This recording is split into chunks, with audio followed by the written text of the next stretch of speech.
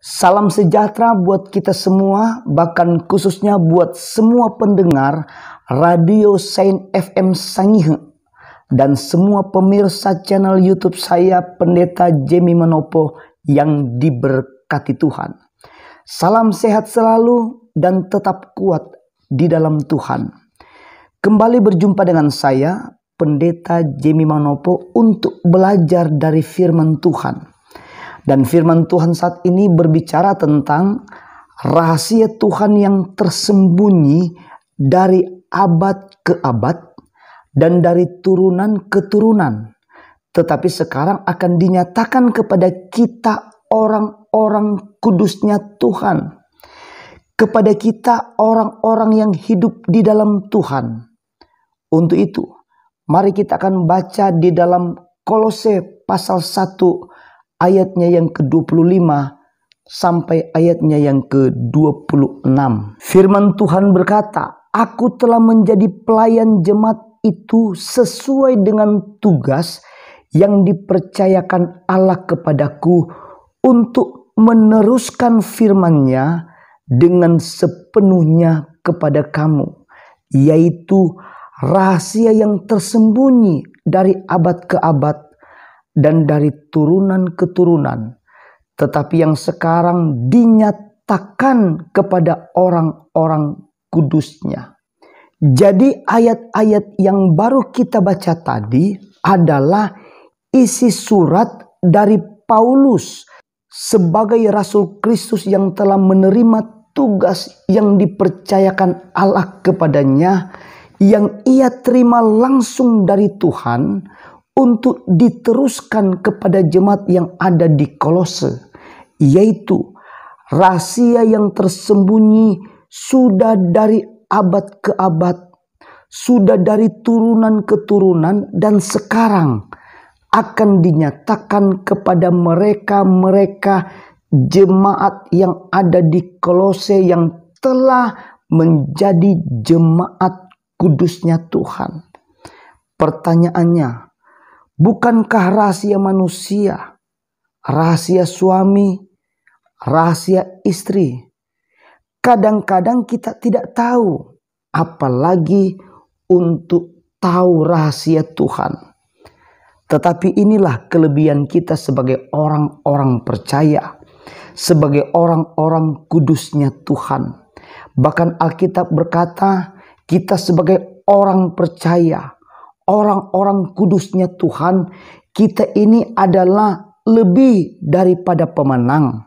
Dan untuk kita dapat mengerti isi surat ini, surat Rasul Paulus kepada jemaat yang ada di Kolose ini, maka terlebih dahulu kita harus tahu dulu latar belakang jemaat Kolose. Jemaat di Kolose ini ia dimenangkan pada waktu pencurahan Roh Kudus di kamar loteng Yerusalem. Kemudian yang menjadi pemimpin jemaat atau yang menjadi gembala di Kolose pada waktu itu adalah Epafras. Dan Epafras ini adalah anak didik dari Rasul Paulus waktu ia ada di Efesus. Dan saat Epafras jadi gembala di jemaat Kolose, pada waktu itu munculnya dalam jemaat di Kolose ada guru-guru palsu yang mengajar jemaat Kolose untuk menyangkal kelahiran Yesus Kristus. Guru-guru palsu ini mulai menggantikan Yesus Kristus sebagai inti kepercayaan dengan ritual-ritual budaya Yahudi. Bahkan mereka mulai mengatur dengan keras tentang makan minum yang dihubungkan dengan budaya-budaya mereka yang bertentangan dengan firman Tuhan. Dan dengan munculnya ajaran-ajaran tersebut, Epafras sebagai gembala sidang jemaat yang ada di Kolose, ia pun pergi ke Roma berjumpa dengan Rasul Paulus yang ada di dalam penjara karena Kristus. Dan setelah mereka berjumpa, Epafras pun ini sampaikan masalah yang sedang terjadi di dalam jemaat yang ada di Kolose. Lalu Rasul Paulus tulis surat untuk jemaat yang ada di Kolose. Artinya, terciptalah surat Kolose ini dengan isi pesan. Mari kita akan baca saja Kolose pasal 1 ayatnya yang ke-9. Firman Tuhan berkata, "Sebab itu, sejak waktu kami mendengarnya, kami tiada berhenti-henti berdoa untuk kamu. Kami meminta supaya kamu menerima segala hikmat dan pengertian yang benar untuk mengetahui kehendak Tuhan dengan sempurna." Artinya, Rasul Paulus ini menjelaskan kepada jemaat yang ada di Kolose harus mengerti dengan benar dan mengetahui kehendak Tuhan. Dan hal tersebut itu adalah sebagai modal menjadi jemaat yang berkenan kepada Tuhan. Dan untuk membuktikan bahwa surat ini adalah dari Rasul Paulus waktu ia ada di dalam penjara, kita akan baca di dalam Kolose pasal 4 ayat 10 sampai ayatnya yang ke-12. Lembaga Alkitab memberi judul penutup dan salam. Ayatnya yang ke-10. "Salam kepada kamu dari Aristarkus, temanku sepenjara, dan dari Markus, kemenakan Barnabas. Tentang dia kamu telah menerima pesan.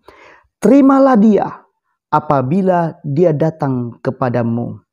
Dan dari Yesus yang dinamai Yustus, hanya ketiga orang ini dari antara mereka yang bersunat yang menjadi temanku sekerja untuk kerajaan Allah. Mereka itu telah menjadi penghibur bagiku." Ayat 12. "Salam dari Epafras kepada kamu. Ia seorang dari antaramu, hamba Kristus Yesus, yang selalu bergumul dalam doanya untuk kamu, supaya kamu berdiri teguh sebagai orang-orang yang dewasa dan yang telah berkeyakinan penuh dengan segala hal yang dikehendaki Allah." Jadi ayat-ayat ini artinya, sementara Paulus tulis surat ini, ia pun tutup dengan ada kata salam dari teman-teman sekerja untuk kerajaan Allah di dalam penjara. Dan ayatnya yang ke-12 tadi menjelaskan bahwa sementara ia atau Paulus tulis surat tersebut, ada kata salam juga dari Epafras sebagai gembala mereka yang kunjungi dia di dalam penjara. Artinya saat ia tulis surat tersebut, Epafras ada di sampingnya, sedang bersama-sama dengan dia di dalam penjara. Dan untuk dapat mengerti rahasia Tuhan atau kehendak Tuhan yang sempurna, kita harus ketahui dulu bahwa surat Kolose ini tidak dapat dipisahkan dengan surat Efesus. Kita akan baca di dalam Efesus pasal 1 ayatnya yang ke-5. Firman Tuhan berkata, "Dalam kasih ia telah menentukan kita dari semula oleh Yesus Kristus untuk menjadi anak-anaknya sesuai dengan kerelaan kehendaknya." Kita jadi anaknya, jadi anak-anak Allah. Dan kita jadi anak-anak Allah itu adalah kerelaannya. Kerelaan Tuhan kita jadi anak dan bukan pengikut, bukan penganut. Tetapi sekali lagi jadi anak. Dan kerelaan Tuhan, kerelaan Yesus sudah dibuktikannya dari Getsemani sampai di Golgota. Jadi untuk dapat mengetahui, untuk dapat mengerti rahasia Tuhan yang tersembunyi sudah dari abad ke abad dan sudah dari turunan ke turunan adalah kita harus jadi anaknya. Kita harus jadi anak Tuhan. Sekali lagi, bukan pengikut Tuhan Yesus, bukan penganut Tuhan Yesus Kristus. Dan jika kita sudah jadi anaknya, selain kita dapat mengetahui rahasia Tuhan, Roma pasal 8 ayatnya yang ke-14 berkata, semua orang yang dipimpin Roh Allah adalah anak Allah. Jadi kalau kita sudah jadi anak-anak Allah, sudah pasti hidup kita dipimpin oleh Roh Allah.